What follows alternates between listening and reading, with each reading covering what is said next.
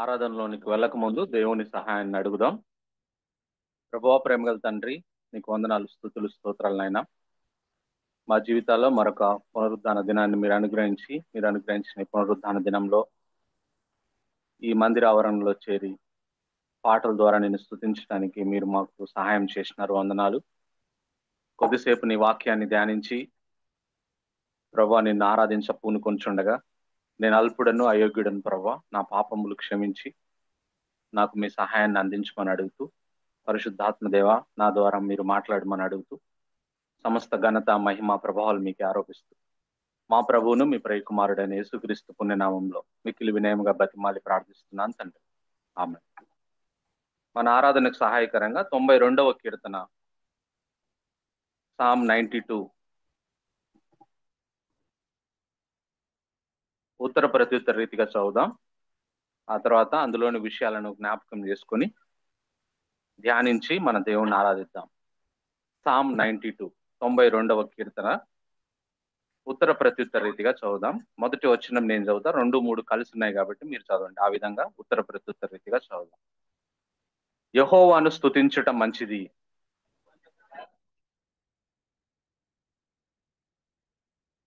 రాత్రి నీ విశ్వాస్యతను పదితంతుల స్వరమండలముతోను గంభీర ధ్వని గల సితారాతోను ప్రచురించుట మంచిది. ఎందుకనగా యెహోవా, నీ కార్యము చేత నీవు నన్ను సంతోషపరుచున్నావు, నీ చేతి పనులను బట్టి నేను ఉత్సహించుచున్నాను. యెహోవా, నీ కార్యములు ఎంత దొడ్డవి, నీ ఆలోచనలు అతి గంభీరములు. పశుప్రాయులు వాటిని గ్రహింపరు, అవివేకులు వివేచింపరు. నిత్య నాశనం నొందుటకే కదా భక్తిహీనులు గడ్డి వలె చిగుర్చుదురు, చెడు పనులు చేయి వారందరూ పుష్పించుదురు. యెహోవా, నీవే నిత్యము మహోన్నతుడుగా నుందువు. నీ శత్రువులు నశించెదరు, చెడు పనులు చేయి వారందరూ చెదిరిపోదురు. గురుపోతు కొమ్ము వలె నీవు నా కొమ్ము పైకెత్తితివి, క్రొత్త తైలముతో నేను అంటబడి తిని. నా కొరకు పొంచిన వారి గతి నా కన్నులు ఆసక్తిగా చూచెను. నాకు విరోధముగా లేచిన దుష్టులకు సంభవించినది నా చెవులకు వినబడెను.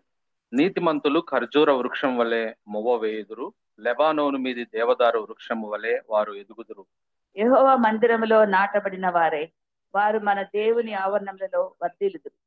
నాకు ఆశ్రయదుర్గమైన యెహోవా యథార్థవంతుడనియు, ఆయన యందు ఏ చెడుతనము లేదనియు ప్రసిద్ధి చేయుటకై వారు ముసలితనమందు ఇంకా చిగురు పెట్టుచుందరు, సారము కలిగి పచ్చగా ఉందరు. కీర్తనల గ్రంథంలో ఇది మరి ఒక స్తుతి కీర్తన, స్తుతి మరియు కృతజ్ఞతా కీర్తన. ఈ కీర్తన రాసిన వారెవరో మనకు తెలియబడలేదు, మనకు చెప్పబడలేదు. అయితే ఈ కీర్తన గురించి పైన రాయబడిన ఒక మాట ఏమిటనంటే, ఈ కీర్తన విశ్రాంతి దినమునకు తగిన కీర్తన అని రాయబడింది కదా. అంటే 150 కీర్తనలలో ఈ టైటిల్ ఉన్న కీర్తన ఇది ఒక్కటే. మరి ఏ కీర్తనకు కూడా విశ్రాంతి దినమునకు తగిన కీర్తన అని రాయబడలేదు. This is the only song has the title. దీన్ని బట్టి మనం అర్థం చేసుకునేది ఏమిటనంటే, బహుశా సబ్బాతు దినం రోజున దేవుని ప్రజలు పాడి ధ్యానించే కీర్తన ఇది కావచ్చు అనే విషయాన్ని మనము జ్ఞాపకం చేసుకోబద్దులమైనాం. ఇది ఒక ఆశీర్వాదకరమైన కీర్తన కదా. ఎందుకంటే ఈ కీర్తన ప్రారంభంలోనే ఒక మంచి మాటతో ప్రారంభిస్తా ఉన్నాడు. ఏమంటున్నాడు? యెహోవాను స్తుతించుట మంచిది అని అంటా ఉన్నాడు. మన దేవుణ్ణి స్తుతించుట మంచిది, యెహోవాను స్తుతించుట మంచిది అని ఈ కీర్తన ప్రారంభించబడింది. ఎందుకు మన దేవుణ్ణి స్తుతించాలో కీర్తనకారుడు మనకి కీర్తనలో తెలియజేస్తా ఉన్నాడు.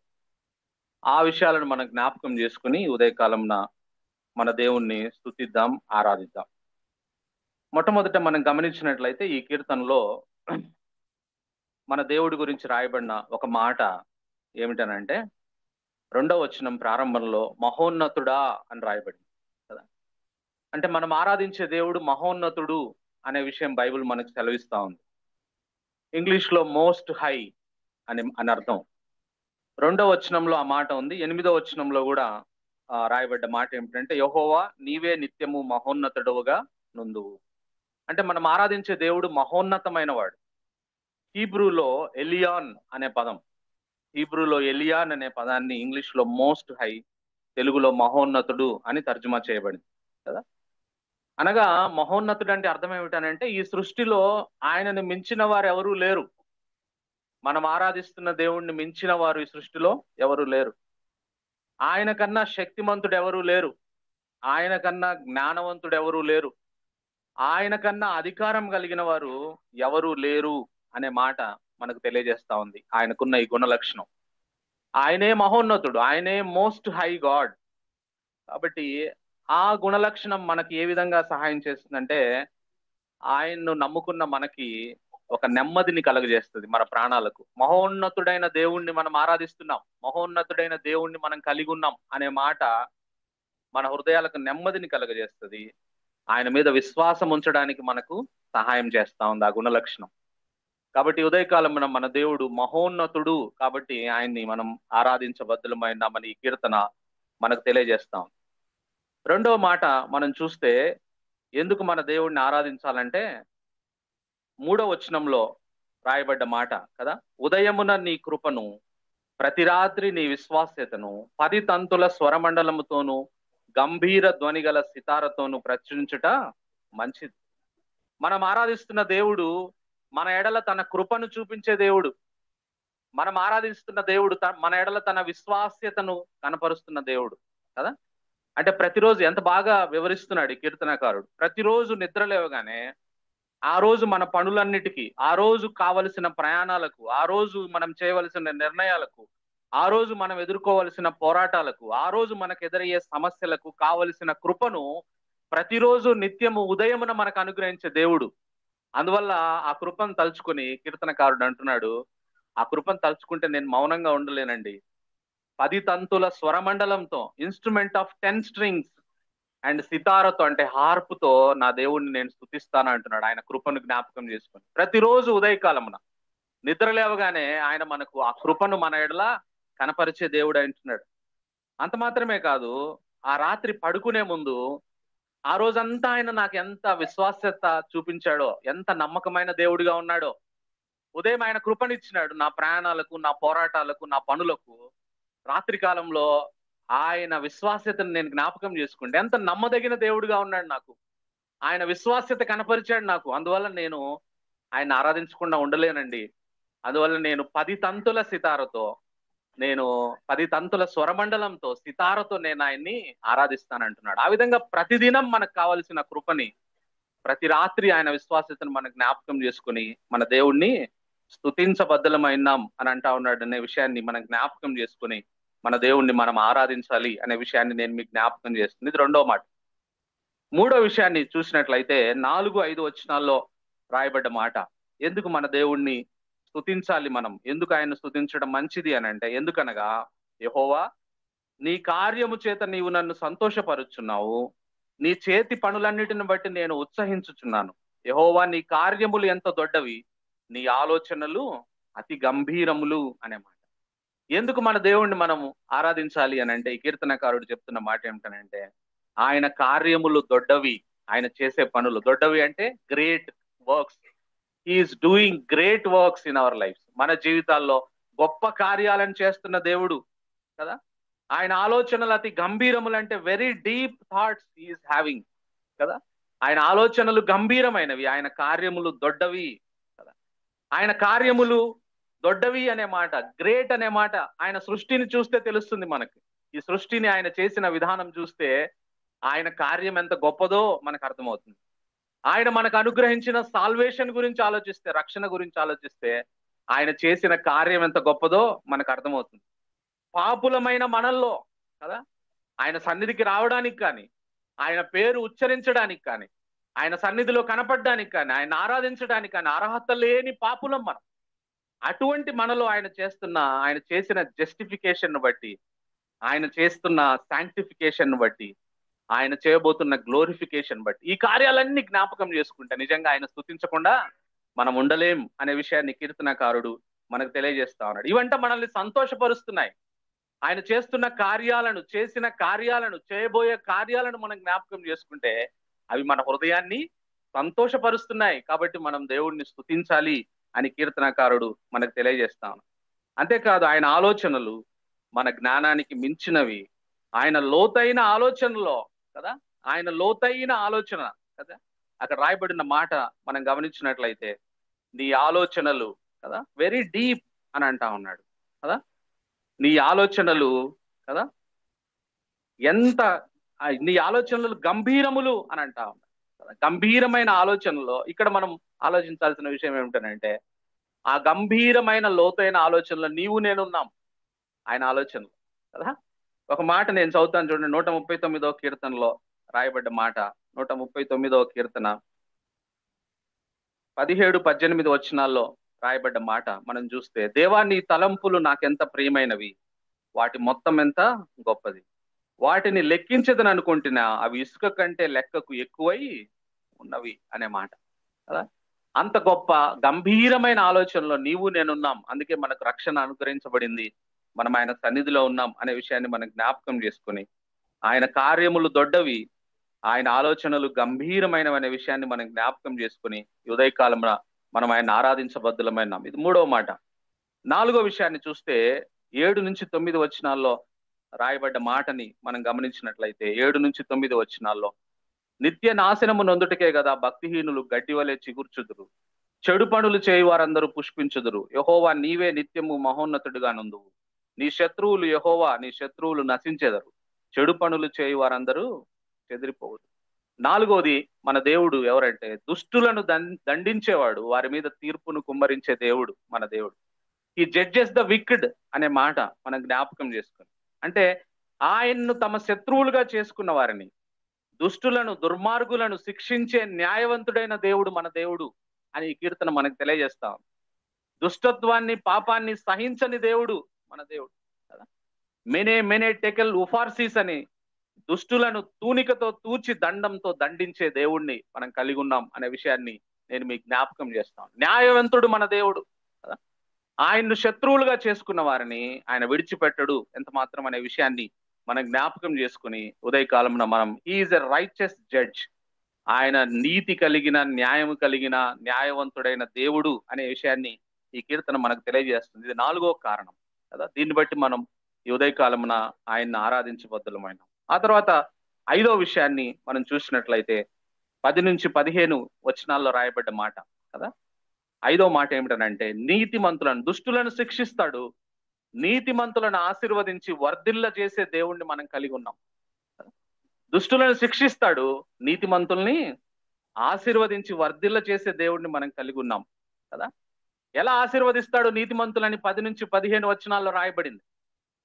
ఎలా ఆశీర్వదిస్తా, అసలు నీతిమంతులు అంటే ఎవరు నీతిమంతులు అని అంటే రోమా 5:9 ప్రకారం క్రీస్తు రక్తంలో కడగబడిన మనమే నీతిమంతులం కదా. ఎవరు నీతిమంతులం అంటే యేసు ప్రభు రక్తంలో కడగబడ్డ మనమే నీతిమంతులం. మనలో ఏ నీతి లేదు, మనం అనీతిమంతులం, మనం పాపులం. అయితే ఎప్పుడైతే when we come under the blood of Jesus Christ, Yesu ప్రభు రక్తం క్రిందికి మనం వస్తే అప్పుడు ఆయన మనల్ని నీతిమంతులుగా చేశాడు అనే మాట బైబిల్ సెలవిస్తుందనే మాట నేను మీకు జ్ఞాపకం చేస్తాను. సో క్రీస్తు రక్తంలో కడగబడిన మనమే నీతిమంతులం. అయితే నీతిమంతులను ఆయన ఎలా ఆశీర్వదిస్తాడు, ఎలా వర్ధిల్లింపజేస్తాడంటే 10-15 వచనాల్లో రాయబడింది కదా. నీతిమంతులను ఎలా ఆశీర్వదిస్తాడంటే 10వ వచనంలో రాయబడ్డ మాట చూడండి, గురుపోతు కొమ్ము వలె నీవు నా కొమ్ము పైకెత్తితివి, క్రొత్త తైలముతో నేను అంటబడితిని అని అంటా ఉన్నాడు. కొమ్ము అంటే it's a symbol for victory and strength కదా. కొమ్ము కదా అంటే మన దైనందిన జీవితాల్లో సమస్యల్లో మనకు బలము ప్రసాదించే దేవుడు, ఆ సమస్యల మీద మనకు విజయం ఇచ్చే దేవుడిని మనం కలిగి ఉన్నాం. కేవలం మనం ఆయన నమ్ముకోవడం ద్వారా మనం ఆయన నీతిమంతులుగా చేసి మనల్ని గురుపోతు కొమ్ము వలె మనల్ని హెచ్చిస్తాను పైకెత్తుతాను అని అంటా ఉన్నాడు అనే విషయాన్ని నేను మీకు జ్ఞాపకం. ఈ కారణాన్ని బట్టి మన దేవుణ్ణి ఆరాధించబద్దులమైనాం. అంత మాత్రమే కాదు, అక్కడ రాయబడిన మాట క్రొత్త తైలముతో నేను అంటబడితిని అని అంటాను. తైలం is a symbol for holy spirit కదా. అంటే God renews us by his spirit, ఆయన పరిశుద్ధాత్మ ద్వారా మనల్ని ఆయన రెన్యూ చేస్తా ఉన్నాడు, ఆయన అభిషేకిస్తూ ఉన్నాడు ఆయన అనే విషయాన్ని నేను మీకు తైలం యాక్చువల్ గా it is for Kings, priests and profits కదా. తైలము మామూలు మనుషులకు కాదు, అసామాన్యులైన రాజులను అభిషేకించడానికి, ప్రవక్తలను అభిషేకించడానికి, యాజకులను అభిషేకించడానికి వాడే తైలాన్ని దేవుడు మన కోసం వాడుతా ఉన్నాడు కదా. ఎంత బ్లెస్డ్ పీపుల్ వీఆర్ కదా. మన కోసం మనం క్రొత్త తైలముతో మనల్ని అంటుతా ఉన్నాడు, పరిశుద్ధాత్మతో మనల్ని రెన్యూ చేస్తా ఉన్నాడు. అందును బట్టి మనం దేవుణ్ణి ఉదయకాలమున మనం ఆరాధించబద్దులమైనాం. ఆ తర్వాత మనం చూస్తే 12వ వచనంలో రాయబడ్డ మాట, నీతిమంతులు ఖర్జూర వృక్షము వలె మొవవేయుదురు, లెబానోను దేవదారు వృక్షం వలె ఎదుగుదురు అనే మాట రాయబడింది కదా. అంటే పామ్ ట్రీ, ఖర్జూర వృక్షం దేనికి సింబల్ అంటే it's a symbol for life and fruitfulness కదా. ఎడారిలో కూడా జీవం కలిగి ఉంటుంది ఖర్జూర వృక్షం. మనం అలా ఉంటామంట, సమృద్ధిగా ఫలిస్తామని రాయబడింది. మనం సమృద్ధిగా ఖర్జూర వృక్షం వల్లే మనం మొవ్వ వేస్తామంటే, ఎడారిలో కూడా అంటే చుట్టూ ఎడారి లాంటి ప్రదేశాలు ఉన్నా సరే మనలో జీవం ఉంటుంది, మనం ఫలిస్తాము ఖర్జూర వృక్షం వలె అనే విషయాన్ని మన జ్ఞాపకం. అలా ఆశీర్వదిస్తా ఉన్నాడు మనల్ని. అంత మాత్రమే కాదు, దేవదారు వృక్షం బాటం అంట. కొన్ని దేవదారు వృక్షాలు ఎలా ఉంటాయంటే దాని బాటమే 30 ఫీట్స్ ఉంటాయంట, 30 అడుగులు ఉంటుంది దేవదారు వృక్షం యొక్క బాటం. 12 అంతస్తుల ఎత్తు పెరుగుతుంది, 120 అడుగులు ఎత్తు పెరుగుతుంది. అంటే దిస్ ఈజ్ స్ట్రాంగ్ క్యారెక్టర్ కి దేవదారు వృక్షము మరి సూచనగా కనబడుతుంది అనే విషయాన్ని నేను మీకు జ్ఞాపకం చేస్తాను. సో మనం ఖర్జూర వృక్షం వలె మొవ్వ వేస్తాము, దేవదారు వృక్షం వలె మనం ఎదుగుతాము అని అంటే దాని అర్థం ఏమిటనంటే లైఫ్ అండ్ ఫ్రూట్ఫుల్నెస్ ని దేవుడు మనకిచ్చి ఆశీర్వదిస్తాడు, స్ట్రాంగ్ క్యారెక్టర్ ని మనం కలిగి ఉండేలా చేస్తాడు. అటువంటి దేవుణ్ణి మనం ఆరాధించబద్దులమైనాం అనే విషయాన్ని నేను మీకు జ్ఞాపకం చేస్తా ఉన్నాను. ఆ తర్వాత చివరిది మనం చూస్తే ఆయన మనల్ని ఎలా ఆశీర్వదిస్తాడు నీతిమంతులను అంటే 15వ వచనంలో రాయబడ్డ మాట, ముసలితనమందు చిగురు పెట్టుదురు, సారము కలిగి పచ్చగా ఉందురు అనే మాట. అంటే ఇక్కడ రాయబడిన మాట ఏమిటంటే those who walk closely with God never become spiritually dry or useless కదా.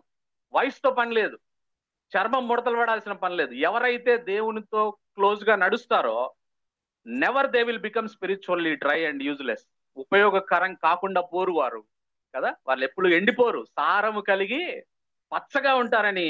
ముసలితనంలో కూడా సారము కలిగి పచ్చగా ఉండేటట్టుగా నీతిమంతులను ఆశీర్వదిస్తాడు అనే విషయం. Even in there old age they remain active in spirit, rich in faith and overflowing with love కదా. చాలా వయసులో వాళ్ళు ఏం పనులు చేయలేకపోవచ్చు ఫిజికల్ గా, కానీ మరి వాళ్ళు ఎవరైతే దేవుణ్ణి ఆశ్రయిస్తారో, దేవుని చేత నీతిమంతులుగా చేయబడతారో అటువంటి వారి గురించి రాయబడ్డ మాట ఏమిటంటే వాళ్ళు ఆత్మలో యాక్టివ్ గా ఉంటారు, విశ్వాసంలో బలంగా ఉంటారు అండ్ ఓవర్ఫ్లోయింగ్ విత్ లవ్. ప్రేమ, వారిని చూడగానే ప్రేమ మనకి బయటికి ఉబిక్కొని వస్తుందనే విషయాన్ని నేను మీకు జ్ఞాపకం చేస్తా ఉన్నాను కదా. అందుకే సామెతలు 4:18 రాయబడ్డ మాట, నీతిమంతుల మార్గం అంతకంతకు వర్ధిల్లును అనే మాట కదా. నీతిమంతులం అయితే మనం క్రీస్తు రక్తంలో కడగబడి మనం క్రీస్తుతో నడుస్తున్న వారం అయితే ముసలితనంలో కూడా సారము కలిగి పచ్చగా ఉండే విధంగా ఆయన ఆశీర్వదిస్తాడు అనే విషయాన్ని నేను మీకు జ్ఞాపకం చేస్తాను. అందుకే ఈ విధంగా నీతిమంతులను ఆశీర్వదించి వర్ధిల్ల చేసే దేవుణ్ణి మనం కలిగి ఉన్నాం అని అంటా ఉన్నాడు కీర్తనకారుడు కదా. అందుకే ఏమంటున్నాడు కీర్తనకారుడు, మళ్ళా చదువుతున్నాను 1-3 వచనాల్లో, యెహోవాను స్తుతించుట మంచిది. ఈ కారణాలను బట్టి యెహోవాను స్తుతించడం మంచిది, మహోన్నతుడా నీ నామమును కీర్తించుట మంచిది. ఉదయమున నీ కృపను, ప్రతి రాత్రి నీ విశ్వాసేతను, 10 తంతుల స్వరమండలంతోను గంభీర ధ్వని గల సితారతోను ప్రచురించుట మంచిది. అంటే it's about joyful, skillful and heartfelt worship we need to give it to God, offer to God కదా. అంటే సంతోషమైన హృదయాల చేత మనము హృదయపూర్వకమైన ఆరాధనని మనము మన దేవుణ్ణి ఆరాధన చేద్దాం. యెహోవాను స్తుతించుట మంచిది. దేవుడి మాటలు దీవించును. Many reasons to remember and thank God. God who did great things in our life. God's thoughts that are precious about us. When we read about the Khajura, the palm tree, one more thing I remember reading is, when a storm comes, other trees fall, but the palm tree does not fall, rarely falls. Why? Because the palm tree, when the storms come, it bends. Some of the palm trees bend so much that its leaves can touch the ground in a storm, but it will not break. A believer is designed to be like that. Trials will come, tough times will come, but he will not break, she will not break. A believer is someone said, a believer is someone who's reached the breaking point of life, but never breaks. Because of the Lord's strength in us. Let us take this.